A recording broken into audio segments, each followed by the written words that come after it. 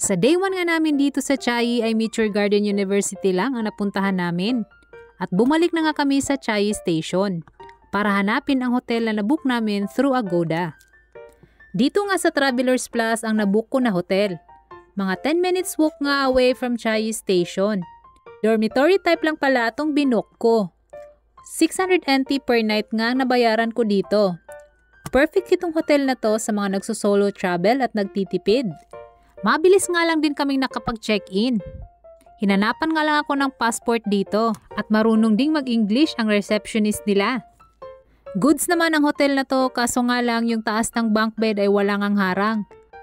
Kung hindi ka nga sanay na walang harang na kurtina ang bed, ay better na mag-request ka na lang na sa baba ka na lang ng bed dahil yung baba lang ang may kurtina. Pero so far okay naman dito. May tambayan din silang sala kung ayaw mo pang matulog. At okay din naman ang CR nila dito, parang dormitory type lang din. At may free breakfast din sila dito. Pero wag kang mag-expect na buffet ang breakfast. Syempre ang breakfast dito is coffee, tea, at tinapay. Mga 4 PM na nga rin kami nakapag-check-in dito. Nag-check-in na nga lang kami dahil medyo mabigat nga itong mga dala naming backpack. Bit-bit pa namin to simula ng Meteor Garden. Hindi na nga namin iniwan sa locker sa train station at baka matagalan kami.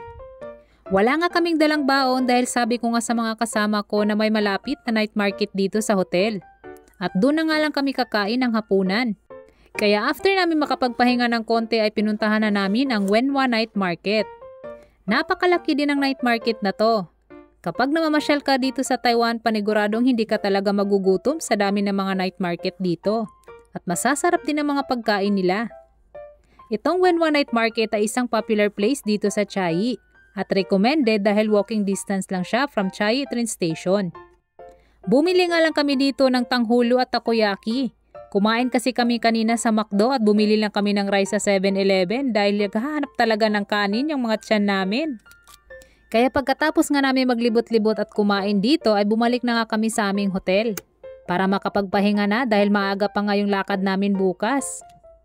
Kaya if you're planning to visit Chiayi, check this place and enjoy their delicious foods. Salamat sa panonood and see ya sa aming day 2 sa Chiayi. Bye!